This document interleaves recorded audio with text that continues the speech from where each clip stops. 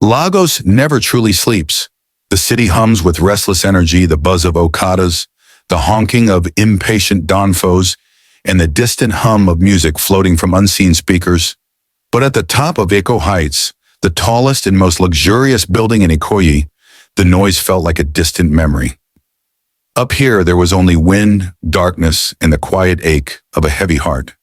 Amara Adeleke, barefoot, her silk scarf trailing in the wind, stood at the rooftop's edge, staring into the vast emptiness of the night. 24 years old and heiress to Adeleke Financial Holdings, yet she felt poorer than ever. Just months ago, she was dancing through life, studying finance in London, oblivious to board meetings and profit margins. Then the plane crash happened, her father, mother, and elder brother, all gone in one cruel twist of fate. Now she was the last Adeleke standing, with a business empire suffocating her and a mansion in Banana Island that echoed with ghosts. The wind tugged at her scarf like invisible hands, urging her forward. But she wasn't here to jump. She just wanted to feel close to something, to someone. Maybe the sky would carry her whispered grief to her family. From far below, Chinedu Okonkwo, the night security guard, squinted up at the building during his midnight patrol. A shadow was moving up there, or was it just the wind? He paused, frowned, and adjusted his cap. His heart tightened as he watched the figure linger dangerously close to the edge. He didn't wait to think twice. Chinedu bolted for the emergency stairs. His security uniform was faded, his shoes worn from months of unpaid overtime, but his legs moved like they held the urgency of the whole world. By the time he burst onto the rooftop, gasping for breath, Amara turned sharply, startled by the noise. She stepped back instinctively too far. Her foot slipped against the concrete ledge, a gasp tearing from her throat. Without thinking, Chinedu lunged forward and caught her arm just in time. His hands were rough but steady, holding her firmly as he pulled her back to safety. She collapsed into his chest, trembling, her breath shaky against the cool night air. "I'm sorry," she whispered, her voice breaking like dry twigs.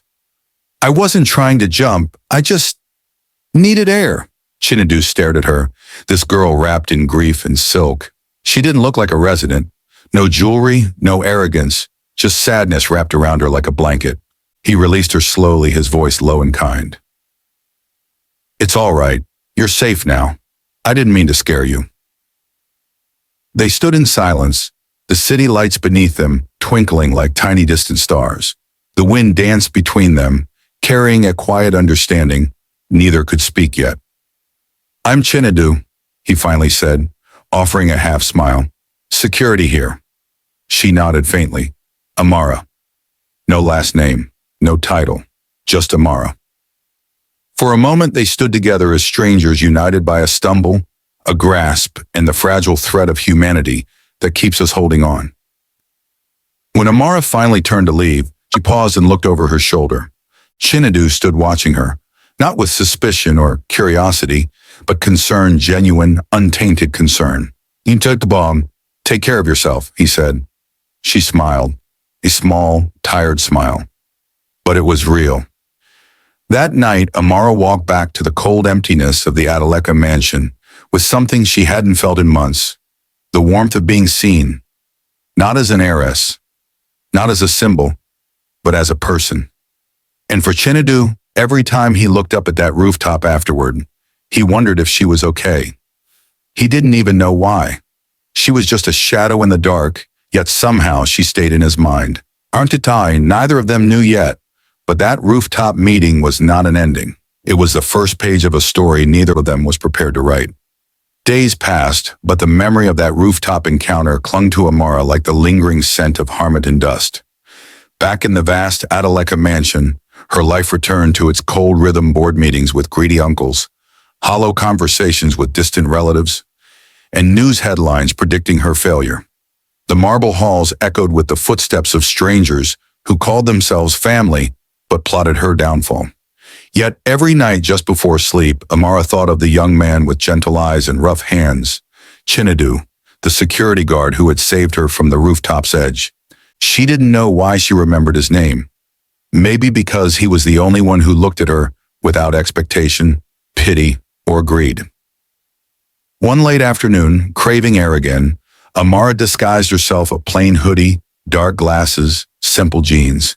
She left Banana Island quietly and made her way to Eko Heights. She didn't go to the rooftop this time. Instead, she wandered into the building's side courtyard, a hidden patch of peace with a marble fountain murmuring softly. She sat on a stone bench, watching the water dance, letting its soft sounds drown her thoughts. She sat for hours, watching people come and go, residents, drivers, workers, but never him. Until finally, Chinedu's familiar figure emerged, clipboard in hand, checking the premises. He saw her, a lone figure by the fountain, but didn't approach. Instead, he adjusted his patrol route, quietly passing by a little more often, like a silent protector. Every time his eyes briefly caught hers, Amara felt a strange calm. Then the skies shifted. Lagos weather, unpredictable and wild, broke open. A sudden downpour scattered people in all directions. Umbrellas bloomed like flowers. Car horns pierced the air. And Amara sat frozen by the fountain, the first cold droplets startling her. Before she could move, a heavy jacket landed gently on her shoulders. She looked up through the rain and saw him, Chinedu, drenched, his cheap uniform clinging to his skin, holding a battered black umbrella awkwardly over her.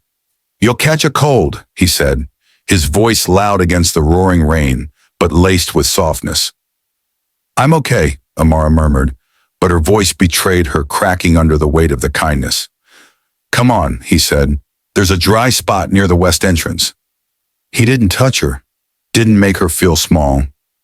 He just led the way, shielding her with the tiny umbrella, taking the wet side for himself without complaint. His shoulders were soaked, his shoes squelching with each step. By the time they reached shelter, Amara's heart was pounding. Not from the rain, but from the unfamiliar ache of gratitude of being cared for without strings. "Thank you," she whispered, holding his jacket tighter. Chinedu nodded with a shy smile. "Just doing my job." But she knew it wasn't. There was no job description that paid enough for what he just did. As he walked away back into the rain, Amara stood under the archway, watching him go, a young man soaked to his bones, returning to duty with no expectation of reward. For the first time in months, Amara smiled, a real, full smile, and a thought bloomed in her mind. I want to know him, not as a stranger, not as a savior, but as a man who had seen her not as an Adeleke or an heiress, just as a girl lost in a storm. And that thought alone stirred something in her, something like hope. The rain had passed, but it left something behind, a question Amara couldn't shake. Who is he really? For the first time since the crash that destroyed her world, Amara found herself wanting to know someone, not as a business contact, not as an associate, but as a person. She didn't want to wear her name like a badge. She just wanted to be Amara, the girl who found peace in a stranger's kindness. The next morning, dressed in the same plain hoodie and jeans, Amara returned to Eko Heights. She carried a book in her hands, a prop she barely opened, and settled again by the courtyard fountain. Her eyes danced between the pages, but her heart waited, watching for the man in the blue uniform. She saw him eventually, Chinedu, patrolling with his clipboard, face calm and focused, his steps measured. When their eyes met, Amara offered a small smile. He nodded back politely but continued his rounds. She waited. Minutes later, when he passed by again, she gathered her courage. "Excuse me," she called, her voice gentler than she intended. Chinedu stopped, surprised but attentive. "Yes, ma'am?" "I'm trying to connect to the building's Wi-Fi, but I can't figure it out," she lied, lifting her phone. She knew how to connect to Wi-Fi. She owned one of the best tech teams in Lagos, but she needed a reason to hold his attention. Chinedu approached cautiously, careful not to invade her space. "Let me see," he offered, crouching slightly beside her. His hands, rough but steady, navigated her phone with ease, his brows furrowed in concentration. Amara watched him closely, the quiet patience in his eyes, the absence of arrogance or expectation. "There," he said after a few taps, handing the phone back. "You're connected now." "Thank you," she said, her smile more genuine now. He stood, clearly ready to leave, But Amara wasn't ready to let him disappear into his rounds again. Wait, you've helped me twice now. Can I at least buy you a coffee? Chinedu blinked, taken aback. You don't have to, ma'am. I want to, she insisted softly. Please. Her voice wasn't commanding. It wasn't flirtatious. It was honest, the voice of a girl who just wanted to say thank you. Chinedu hesitated, then shrugged. All right, coffee sounds good. Together they crossed the road to Café Delight, a humble spot with faded walls, cracked leather seats, and the rich aroma of fresh bread and steaming coffee. They sat by the window, the city stretching endlessly beyond the glass. For a while, neither of them spoke. They just sipped their coffee, watching the world blur past. The air between them wasn't awkward. It was new, uncertain, but comfortable. Amara broke the silence. How long have you worked at Eko Heights? 6 months, Chinedu replied. Pays the bills. She tilted her head. What did you want to do before this? Chinedu chuckled lightly, his eyes distant. I graduated first class in accounting from MOONLIGHT.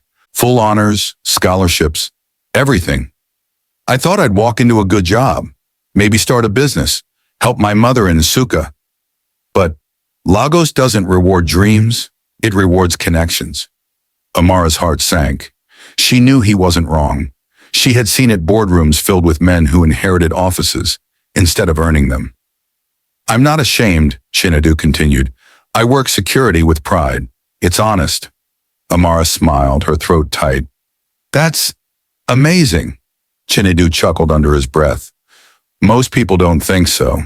Well, I'm not most people, she replied, her smile mischievous.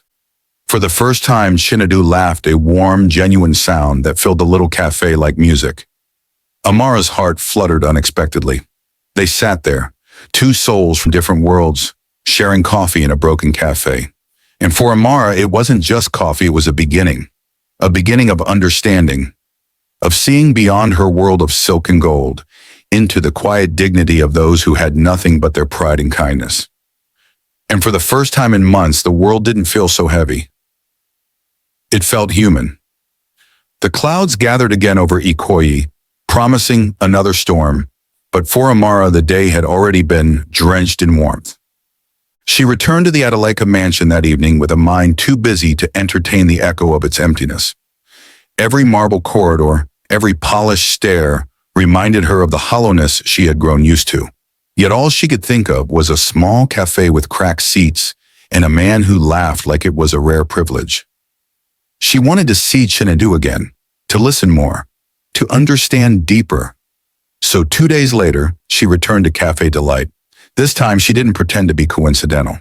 She waited knowing his shifts, observing his route, until he appeared. Chinedu smiled faintly when he saw her. Back again? I figured I owed you another coffee, she teased. Plus, I'm a terrible cook. Coffee is the safest I can manage.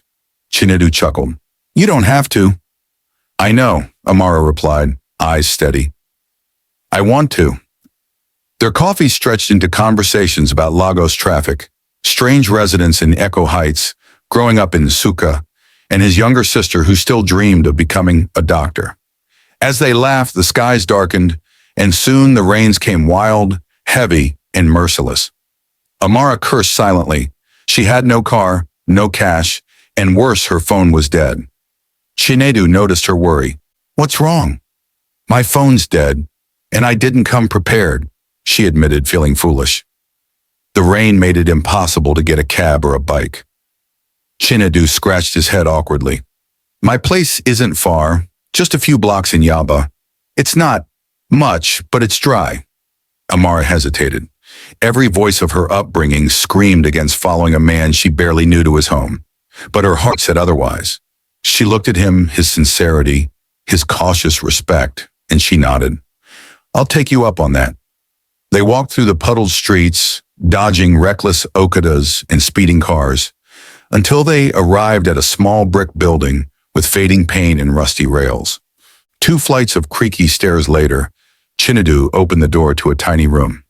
Welcome to the palace, he joked. The walls were bare, the curtains thin, a single mattress rested on the floor. A small gas stove sat in the corner with a battered pot. Yet it was clean, the kind of clean that showed care, even in lack. Amara stepped in, her throat tightening. She'd seen penthouses in Banana Island. Yet this place felt alive.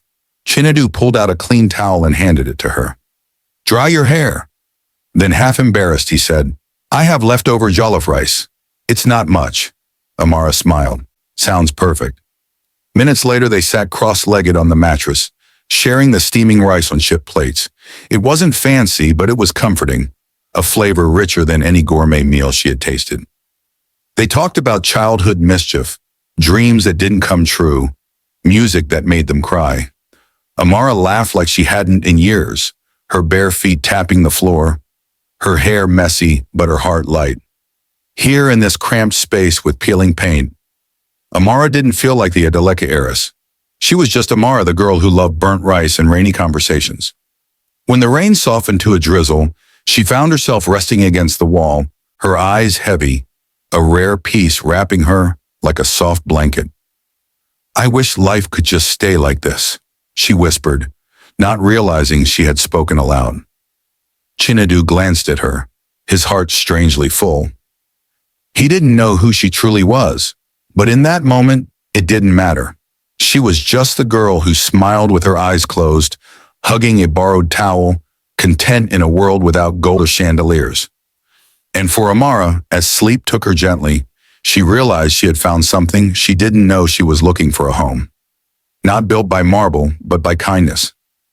The morning sun crept lazily through the thin curtains of Chinedu's modest apartment in Yaba, spilling soft gold across the floor. The smell of frying eggs and fresh bread filled the air, gently waking Amara. She sat up slowly, blinking away sleep, momentarily forgetting where she was. No chandeliers, no grand staircase, just the hum of a small gas stove and the soft whistle of a kettle. She glanced around. Chinedu was humming as he flipped eggs in a battered pan, wearing a faded t-shirt and track pants. His hair was still damp from the rain, his face calm, content in his simple space. You're up, he said, smiling when he noticed her awake. Amara stretched, brushing her tangled hair back. I didn't mean to stay over, she said, suddenly shy. You needed shelter, Chinedu replied with a shrug. That's all that matters. They shared breakfast on the mattress: eggs, bread, and warm tea in chip mugs. It wasn't luxury, but to Amara it was beautiful. They talked like old friends, laughing about the nosy neighbor upstairs who stomped like an elephant every night at 2 a.m., and the stray cat that occasionally sneaked in through the window. For the first time in a long while, Amara wasn't the Adeleke heiress. She wasn't a headline. She was just a girl laughing, eating, feeling alive. But beneath her laughter was a growing ache, a seed of frustration at a world that could ignore men like Chinedu, a first-class accounting graduate reduced to a night guard because he had no connections, no surname to open doors. That night, back at the cold expanse of the Adeleke mansion, Amara lay awake staring at the ceiling. Her mind was restless.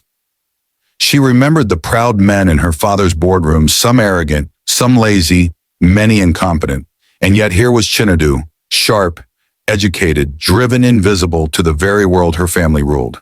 She couldn't leave it that way. With a deep breath, she picked up her phone and dialed a number she hadn't used in weeks: Mr. Musa Ayeni, her father's most trusted executive.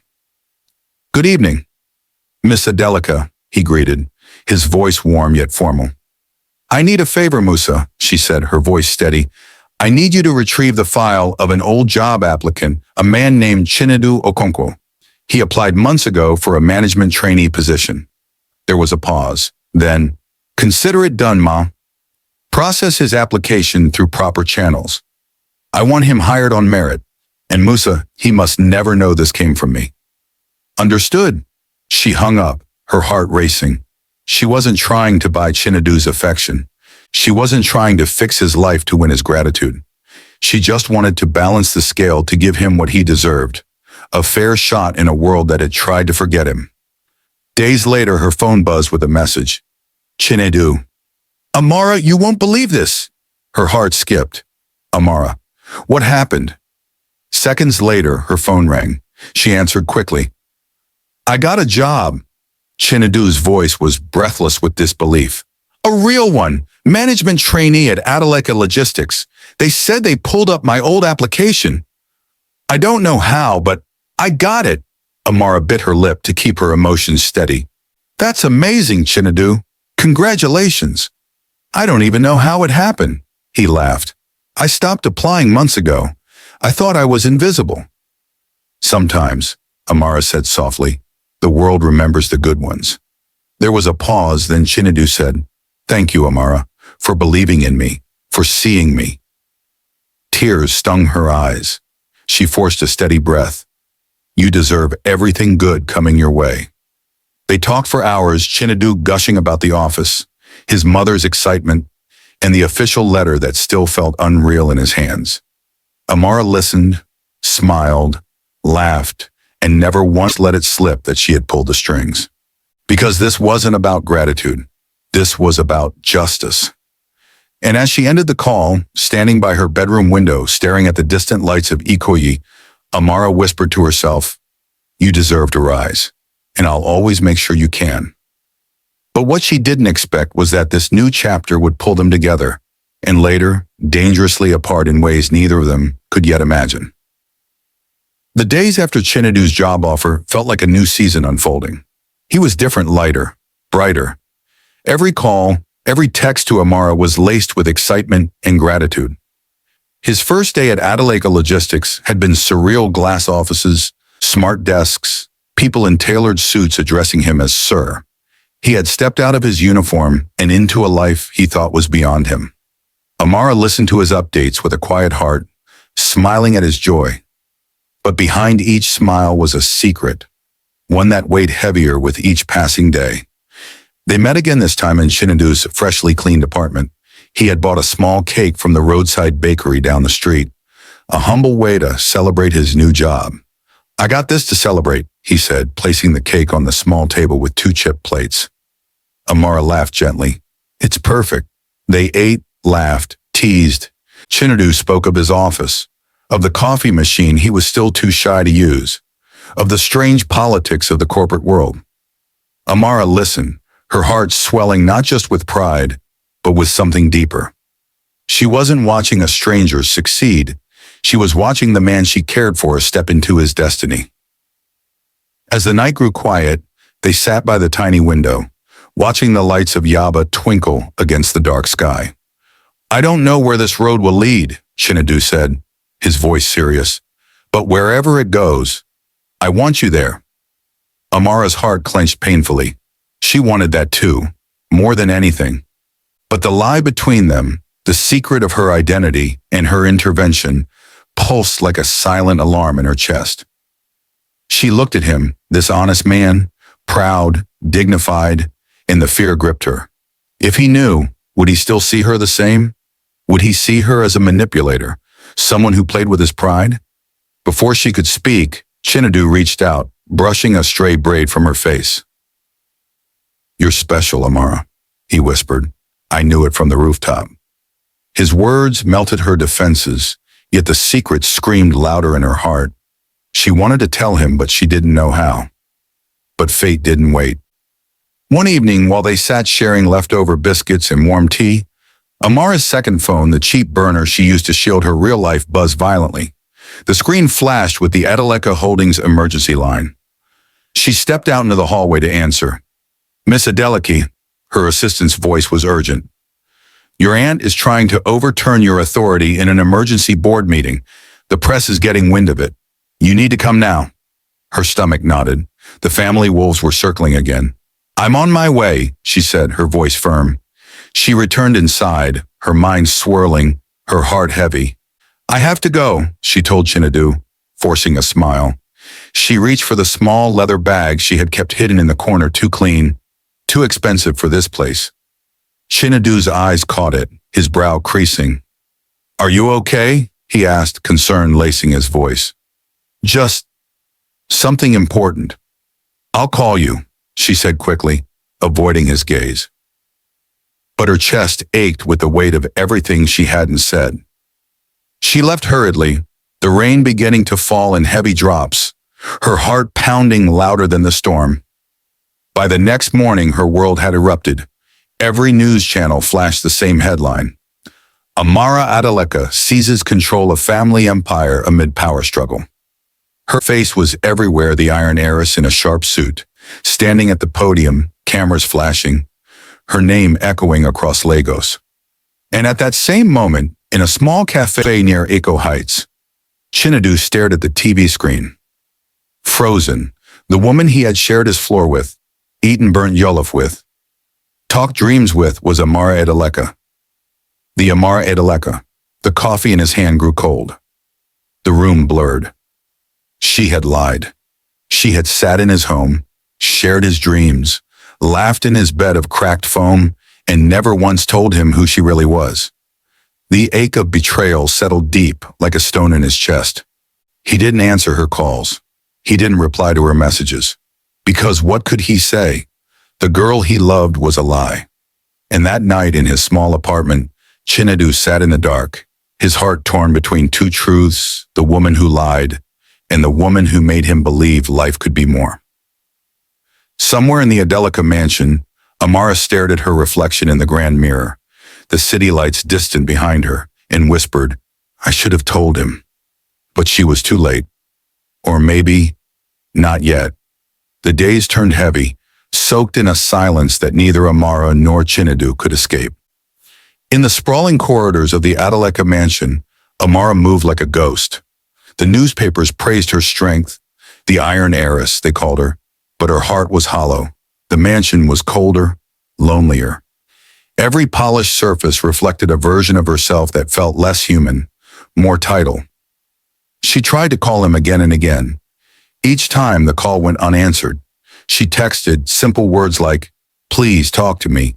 I can explain. I'm sorry." But the screen stayed silent. At night, she replayed their last moments, the biscuits, the laughter, the way he had brushed her braid from her face and called her special. Now those memories bruised more than comforted. Somewhere in Yaba, in his small apartment, Chinedu sat in the dark, the TV flickering quietly in the background. He had touched the cake box still sitting in the corner, the one they shared when he got the job. It felt tainted now, like everything they had shared was a performance. She had sat in his home, eaten his food, worn his towel, all while hiding who she truly was. A girl worth billions, who chose not to trust him with her truth. His heart raged, but beneath the anger was a deeper ache. He missed her. He missed her off-key singing when she tried to hum along to the radio. He missed how she hugged the chipped mug like it was made of gold. He missed her curiosity, her laughter, the way she listened. But how do you miss someone who lied? Chinedu didn't know, so he avoided it. He avoided her. But even avoiding her didn't stop the hurt. The city didn't stop. Lagos never waits. The headlines moved on, but Amara didn't. Every morning at the boardroom, she wore her armor-tailored suits, steely eyes, sharp words. She fought her aunt Ifeoma, tamed greedy shareholders, expanded Adeleke Holdings. But each victory rang empty. At night, alone in her too-large bed, she whispered into the dark, David would have been proud. Her late brother, the real heir. She wondered if he'd forgive her for all the things she'd done, the lies, the fear, the love she let slip. One evening, standing in her office on Victoria Island, staring at the sea, her assistant entered. "Miss Adeleke," he said carefully, "the Golden Rise Initiative, it's ready." Amara smiled faintly. The foundation she created to lift underprivileged youths, to give them the chances people like Chinedu never got, was finally launched. But it didn't feel complete. Not without him. Because this was his dream too. Still, she attended the press conference, cut the ribbon, posed for photos. The cameras loved her. But behind the flashes, her mind was always back in a tiny apartment in Yaba, sitting by a cracked window, watching the rain. Weeks passed. One rainy night, Amara couldn't bear the weight anymore. She climbed into her car and drove not to the office, not to the mansion, but to Eko Heights. She parked across the street, heart thudding, staring up at the rooftop where it all began. What if he hates me now? What if he never forgives me? But then a softer voice whispered, "You didn't come this far to be a coward." Amara stepped out of the car, the rain kissing her skin, her heart pounding like a drum in her chest. Inside Eko Heights near the lobby, Chinedu stood back in his security uniform for a night shift. He hadn't expected to see her again, but when he heard his name, soft like a prayer, Chinedu, he turned slowly. There she was, no makeup, no jewelry, just jeans, sneakers, and a simple sweater. The Amara he had known, not the heiress from TV. His chest tightened. "What are you doing here?" he asked, his voice low, guarded. She stepped closer, trembling but determined. "I came to say everything I should have said. Before." Chinedu's eyes burned with all the words he had swallowed, but he said nothing. And Amara stood there, soaked in rain, heart in her throat. "I lied," she whispered.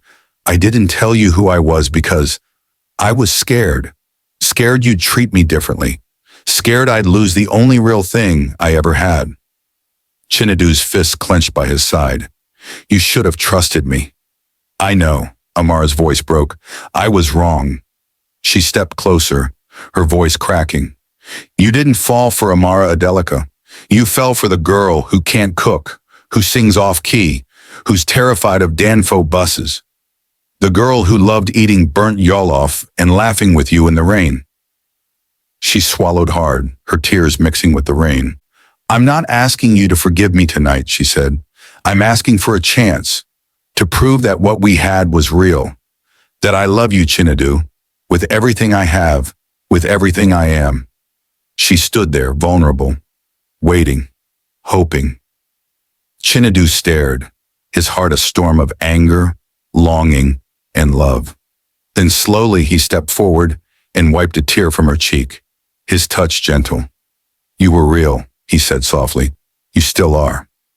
And just like that, Amara crumbled into his arms, sobbing, the dam inside her finally breaking. Chinedu held her tightly, breathing her in, the weight of betrayal, pride, and love mixing into something new: forgiveness. Not perfect, not painless, but real. It had been a month since that night when Amara stood in the rain, confessing everything to Chinedu beneath the golden lights of Eko Heights lobby. A month since her heart broke open, spilling truth and fear, and he gathered her into his arms not because she was perfect, but because she was real. Now they stood together, not as strangers, not as heiress and guard, but as two people trying to rebuild what pride, pain, and secrets had nearly destroyed. They spent days talking, not just about what hurt, but about what could heal. No more half-truths. Amara showed Chinedu her world, the sterile boardrooms of Adeleke Holdings, the mansion that once suffocated her, the foundation she was building in his honor, the Golden Rise Initiative. Chinedu stood in awe as she introduced him to the office, not in a bid to impress, but to reveal her honesty. He saw the boardroom where her aunt had tried to unseat her, the office where decisions for billions were made. But more importantly, he saw the girl he knew in sneakers and big laughs. Eyes lit up when she talked about dreams bigger than herself. And in return, Chinedu showed her his world, the street vendors of Yaba who knew him by name, the stray cats that visited his window, the market where he'd learned to bargain with sharp wit and stubborn dignity. He showed her the life built not from wealth, but from resilience. They were different wildly, impossibly different, but somehow they fit. Still, Chinedu struggled. His pride, though softened, remained. When Amara offered to buy him a car, he refused. When she tried to replace his old mattress, he declined. He didn't want to be her charity, her project. "I need to stand beside you, not behind you," he told her. So Amara offered something else. Not a gift, not a favor, a partnership. She made Chinedu the head of Golden Rise Initiative, not because she pitied him, but because he was the perfect person for it. Someone who knew what it meant to be overlooked, to be capable, yet invisible. Together they built Golden Rise from scratch. They recruited the forgotten talents of Lagos, the graduates driving keke napep, the girls selling wares who could be engineers, the boys fixing radios in dark shops who deserved engineering labs. They traveled to Unilag, Lasu, even down to Nsukka, searching for dreamers with nowhere to go. Every life they touched, every scholarship they granted, Every career they revived, it stitched something back together between them. For the first time, Chinedu wasn't just surviving. He was leading. He was making change. And Amara? She laughed again. She danced again, sometimes barefoot in his tiny apartment, sometimes under the chandeliers of the Adeleke mansion.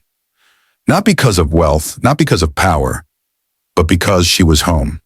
Home was not a place. Home was him.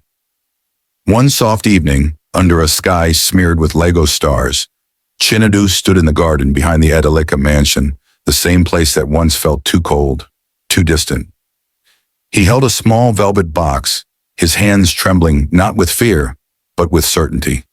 Amara stepped outside, her hair falling in waves, her eyes tired but joyful. She didn't see the box at first, but when she did, her breath caught. Chinedu knelt, his voice low but clear. I don't have an empire, Amara. I don't have a fortune. All I have is my heart, and it's yours if you'll have it.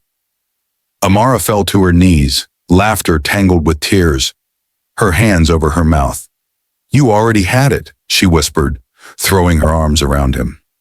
They kissed under the open sky, no wealth between them, no pride, no secrets. Just two souls who chose each other, stubbornly, every single day.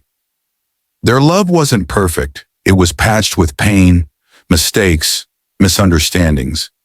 But it was theirs. It was real. And in a world obsessed with riches, titles, and status, they had built something rare. A love that no money could buy. The morning after her quiet engagement, Amara Adeleke stood on the balcony of the Adeleke mansion, the city of Lagos humming awake beneath her. She wore no diamonds, no silks, just a plain robe, and the simple silver ring on her finger, still catching the first light of dawn.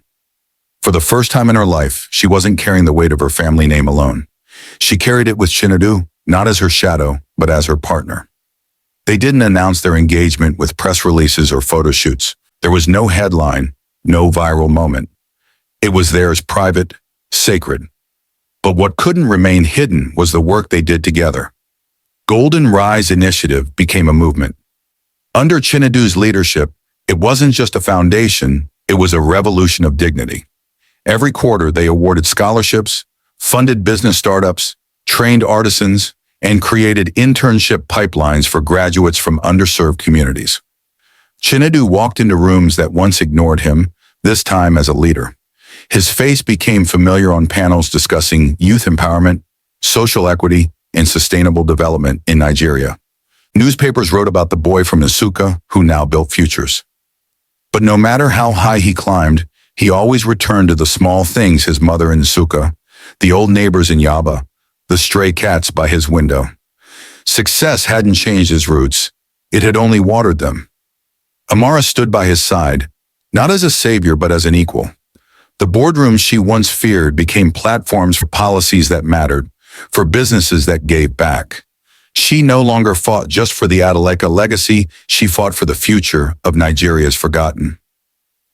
One afternoon, as they visited a secondary school in Ajigoni, a little girl with bright eyes tugged at Chinedu's sleeve. Mr. Chinedu, she asked shyly, were you always rich? Chinedu chuckled, kneeling to her height. No, my dear, I used to guard buildings like this. The girl blinked, confused. Then how did you become big? Because someone saw me, he said, glancing at Amara, who smiled nearby, and because I worked hard, even when no one was watching. That night, driving home, Amara watched Chinedu at the wheel, the city lights flashing across his face.